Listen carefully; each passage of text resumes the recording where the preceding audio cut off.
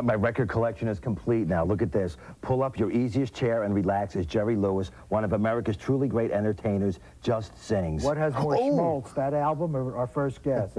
So what's it like working in food service? You stiff you. Well, hey, I'm Ed Feldman. And I'm Joe Lorario. Welcome to Caucasian Talk Circle. Or Furniture to Go, as we like to call it. Today we have 3 chairs and a table starring Hugh Grant. And this is your mom's table, right? Get your feet off the table, Joe. Smells like Pall Malls. And these chairs are? They're Larson chairs. They're very famous. And this is a far-sided chicken. Not that Larson. They're from Scandinavia. We'll talk about them later.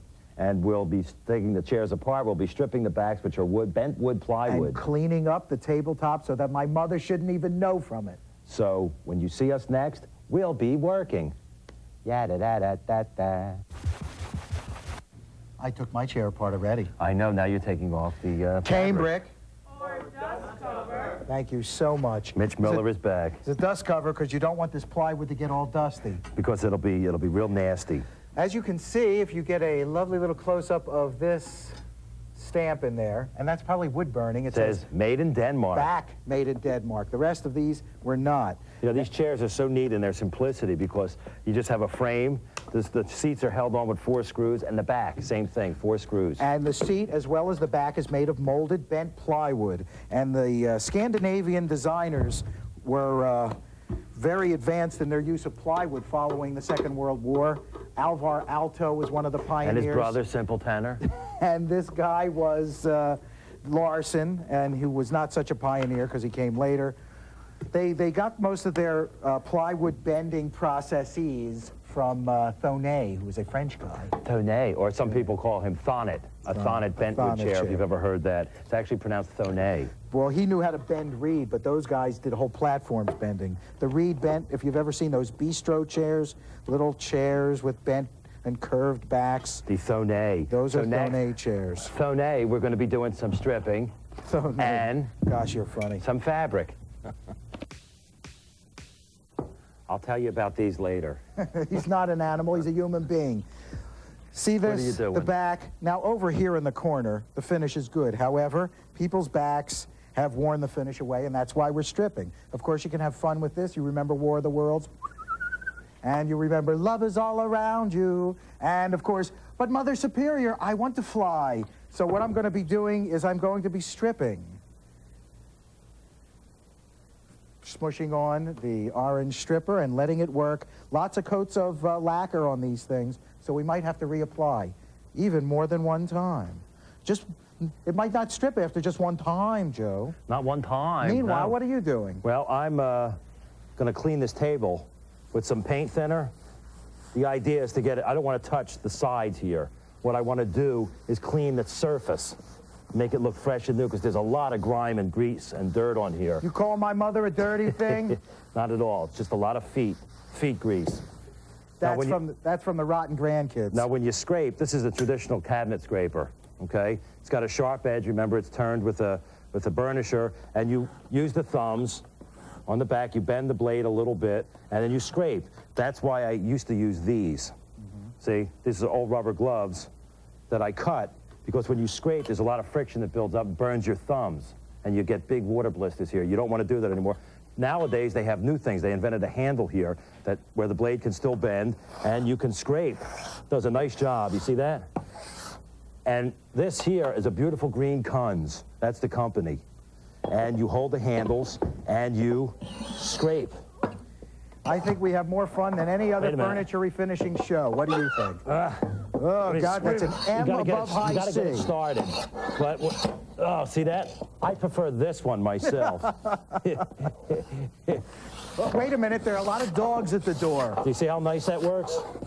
The only problem with the scraper is you got to be able to turn the burr, which is what Raymond Burr's friend used to do when he fell asleep on the bed. Stop it, stop it. Turn that burr. Which was a game show. And welcome back to our game show, which is Sitcom Music Bridges. I got one for you. Oh, wait. Dun, dun, dun, dun, dun, dun, dun, dun, dun, dun, dun, dun. Can't get it? No. Dun, dun, dun, dun, dun, dun, dun, dun. Mannix. Yeah, of course. Oh, what a car. Dun, dun, dun, dun, dun, dun, dun, dun, dun, dun, dun, dun, dun, dun, dun. It is that troop. That's right. So we'll continue scraping this down, and then we'll put a tongue oil. And we'll be on back it. for the bonus A round. tongue oil. We're ready to upholster our seat bottoms. We've taken off the old upholstery. It's like a cork of some sort. Well, it's a composite foam situation. And underneath, look, shredded wheat, horsepower. All applied to the plywood bottom with some kind of spray adhesive. And we're going to reuse it, and all we're going to do is apply a very thin layer of foam. 1/4-inch foam and cotton batting, and now we're ready to upholster. Hey, we don't have any fabric. Luckily, we have a vast array of sources. Sausage. Hello, Central? What was her number again? 14.5s, I think. Could you get me rigatiere at the Manayunk Antique Market?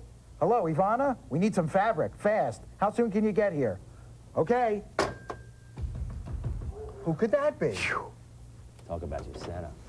Hello. It's Ivana Tyler, the fabric lady. Hey, hi, Ivana. Move this out of the way. Open this up. And doesn't everybody have a valise full of I know I do. fabric? Let's see, what is Hey, this? it's a shower curtain. Chintz. Why do they call it chintz anyway? It's cheap and tacky. Well, he's cheap. And you're tacky. And this? That's a hand-printed linen from the 50s. It's Wow. called Samoa. Samoa, Margaret Mead had a nice thing made out of this. Mark me down for Samoa Day. Listen, what have you got here? I don't like that stuff. This stuff is a little too wild for the seats, I think. Original off the roll, turquoise. That's speckles. that's pretty. Very I like this. 50s. And it'll go real nice with the blonde look of the wood. We'll take this and we'll even keep the cardboard. Can we use Thank what we you. want, and then we'll give you back the rest, okay? Okay. Thank you. Now we can get to upholstering. I don't have to stay and watch that, do I?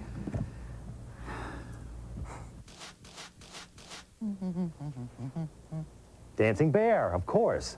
This is really a dust mask, and I've been sanding the backs here. Everything's been stripped, sanded cleaned all the old finish off, washed them down, and now we're sanding because we're going to bleach. And do blondes have more fun? I don't know. After you get done sanding, start scrubbing with a wire brush because it digs into the pores Because of the it wood. works. It digs into the pores of the wood, and it gets all that little nasty dust in the pores out. Now, when you bleach, you want to use different kinds of bleach. You can. You got the traditional laundry bleach. If you want to use that, you can, but it doesn't take out as much color of the wood. If you use the 2-part hydrogen peroxide, A and B, it'll make the wood the color of straw. But we don't want that here. We're going with the regular laundry bleach. Michael Jackson uses the A and B. And use the nylon brush, because if you don't use a nylon brush, the bristles will get eaten up. So just paint it on and let it sit overnight. And everything smells like the laundry room now. I love that smell. And you should wear gloves too. I'm going to put it on. You know why? Because if you don't wear gloves, your fingerprints get all sticky, and the glass will fall right out. Johnny Winter used too much bleach. Now we'll apply the bleach. Let it sit. It doesn't matter. You can put a lot on. I suggest if you're doing it in your living room, you put a tarp down. Otherwise, you're going to have bleach all over your rugs. Hey, Ed, what are you doing making all that noise over there? Well, it seems to me that I'm going to have to do some upholstery today. It seems. We've got the fabric, and it looks nice, and I'm working, as always, my corners, the points of Working the compass. corners, not the big room. I'm doing the lounge act. 1, 2, 3, and 4. We always work the corners, especially when you have a curved seat like this. Now, after you get those corners, you will see that the excess fabric will come to points, and that's where you pull. You pull, and of course, if you have the pneumatic, you have a good idea of what you are going to get, and it'll sink right in, and I think it's probably coming out the top. And then you have a prow here, the prow of a great ocean liner. So you'll get a lot of pleating underneath, but that's what you want. I'm working the corners, continuing to work the corners here. Look at all the pleats I've gotten here. Sometimes you have to do a couple of roll of staples. That's why I cut the foam and the cotton batting long, so I have a nice long pad all around the side. You're really pleading with that. Here's my one staple here and my one staple here. So here's where it comes to the point. So that's exactly where I'm going to pull. And then you just keep bisecting until eventually you'll get a nice row of staples. Sometimes you'll get a little bumps. Every time the bump comes out, you put a staple where the bump is. Of course. Of course.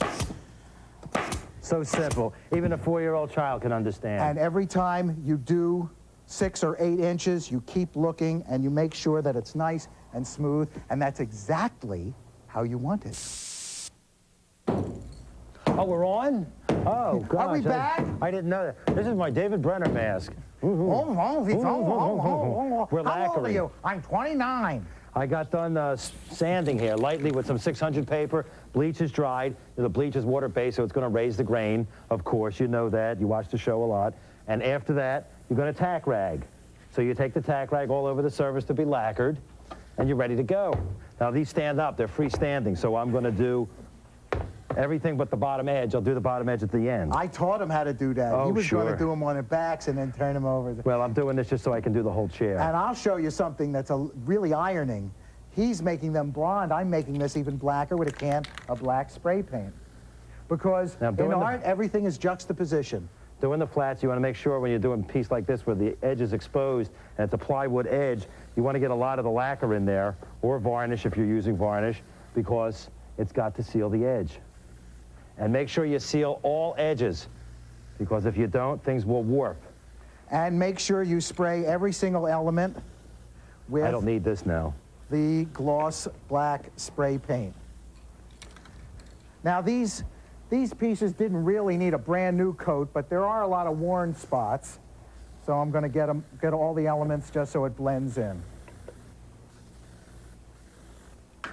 Should you use a respirator for this? Oh, probably. Yes, otherwise you're going to be blowing out black all night. Yeah, but I went to college in the 70s, so I'm okay. Well, We did a lot of spray painting back then, apparently. and once we get done this, we're going to be working on the table. And we'll put the chairs together and everything will be fine. We'll sit down, we'll have a small cocktail and then fall over because the fumes and alcohol together, it's great. Hey, what we did was we stripped and refinished the back. We put the poly on. And now we're putting them back together again because With the new you fabric. can't sit on them unless you put them back together, And we right? sprayed the frame with black paint. Remember, there's 2 size screws here, and one is a longer one for the bottom, and the one's a shorter one, so don't get them mixed up. 'Cause Then you got a wait a nice minute, could you just get... set of Oh, nails. fine, that's better. It's physical comedy day on Furniture to Go. One more screw here. That's what I always like to do. See? They're getting in there. I love to clamp with the chin. There And we then the go. back. Oh, the back has screw holes in it. You know Great. what? This This ain't right somehow? this hole's got a lot of planer chips in it. It's got a lot of horsepower in it. There's no horsepower. It's great how we have them trained, isn't it? Gosh, it's like a Greek chorus. It's like Billy Graham doesn't have his crowds trained like this. Yeah, there's a lot of horsepower. And, you know, I just wish you folks could be here because of all the modern furniture we've ever done. These are the most comfortable chairs I've ever sat in. It's really something, and I'm going to steal them and take them home tonight. Now, you know whose table this is? It's my mom's. It's his mom, so we're being nice to it. We're Or being, she's going to make the next 40 years a living hell, too. So what else is new? She's going to love that. That's What do all you- right. She had some paint over there. You're scrubbing that paint off the Well, side. it's fingernail polish and Paul Malls and you name it. Shove.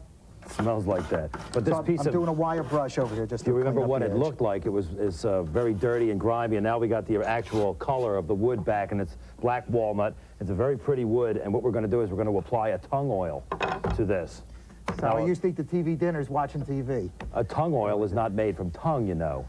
What is Not- it made from? It's made from oil and tongue, Tongue. which is a resin.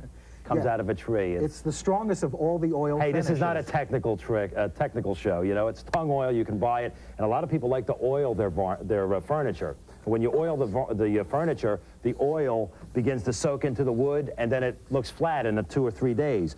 But the tongue oil has actually got a varnish in it, so it actually penetrates, and then it goes into the wood, and It's it got hardens. the gazintas. Now, we need to tell you that this piece of furniture was made by a guy named Alan Levitsky, who is in another place now, on another plane, but he was a very good craftsman, and he made furniture that looked a lot like this. Rough-hewn wood and wrought iron. We're going to be cleaning up these legs, too. Now, Want if me you, to what get you this want to edge? do with the tongue oil, you want to, you know what's good? Dip some in there and get it in the holes there. That's what I was going to do. When you use tongue oil, you don't have to put it on with a brush. The main factor in using the tongue oil is applying it so that everything is coated, a nice wet coat, and then let it sit. And we're going to be doing the sides, too, right? Of course. Of course. You let it sit, and what gives it the nice sheen, why don't you do that? Okay. If you could take some burlap, and you take it and you begin to rub. Now the burlap will pull off the excess of the varnish or the tongue oil, and it will render a beautiful oil finish that will dry glossy. You can put another coat on after this one dries. Hey. You can put up to 15 coats on if you want. And my mother wants 15 coats. She's expecting a cold winter. Well, Alan, who designed this table, probably got his inspiration from the subject of our field piece today, and that's George Nakashima. We visited the Nakashima studios not long ago. and Visited with his daughter. Yes. Why don't you watch and learn? It's a lot of wood back there. Wow. Well, a special treat for you today. We're here at Nakashima Studios near New Hope, PA. And with us is the daughter of George Nakashima, Mira Nakashima. Nice to meet you, Mira. Nice to meet you. Yeah. Good to see you And today. the fabulous wood around here. We notice a lot of it has been cut and then reassembled as the original log pieces. Yes, we try to do that because it's much easier to match the wood from the same log when it's all in one piece than if it's all over the workshop. So it's sliced and then laid on stickers, and then you'll have it there. That's right. If you need two at the same table. That's or from the right. same log. We do that with ham sometimes. And this Bubinga here, it's the biggest piece of Bubinga I ever You saw. just like to say Bubinga. That's true. Tell us about this, Mira, please. this bubinga is part of the lumber, which was harvested from logs that were 5 feet in diameter and 11 feet long, that were being cut up into knife handles. Knife handles. And Knife this, handles. what will this piece be? This will be a conference table. Or It's a dining little- table? Or a dining table. Or a turkey on that would look like a squab, I think. So you indeed rescued this from being knife handles Right. to be made into something much more beautiful. We, Well, hope- what's the next step from here? we go over to the workshop where Okay. they're Oh, putting great. things together. Can you take us there? Sure.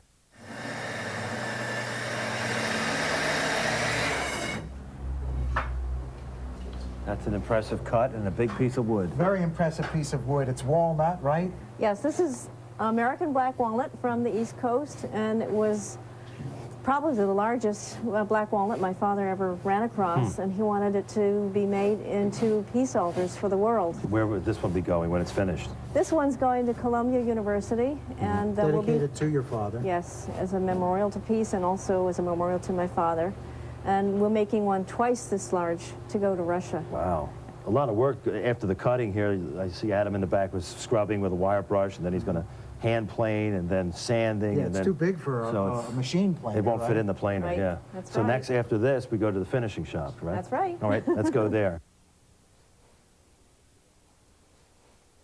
We're seeing the finishing process here. Yeah, this is another piece of black walnut, and as you can see, it's been made into a desk with a beautiful drawer right here. Hidden. Yeah, Dave's rubbing out the top. What is the finishing process like, Mira?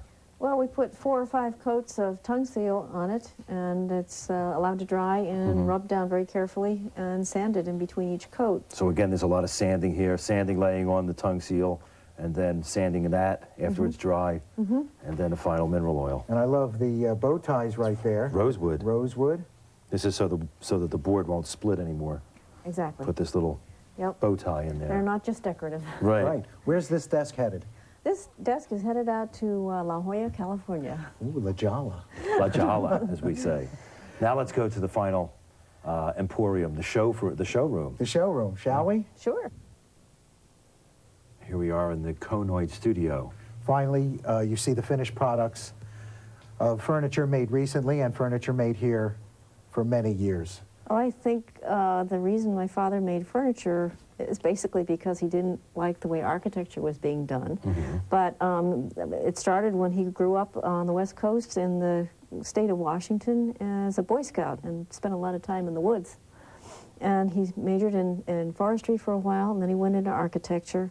But I think what really molded his philosophy was the Sri Aurobindo Ashram, where he spent 3 years of his life in the mid-30s.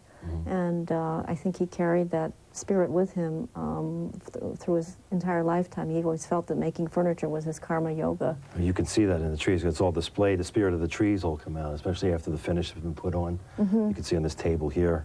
And that cabinet over there is a beautiful cabinet. What kind of wood is that?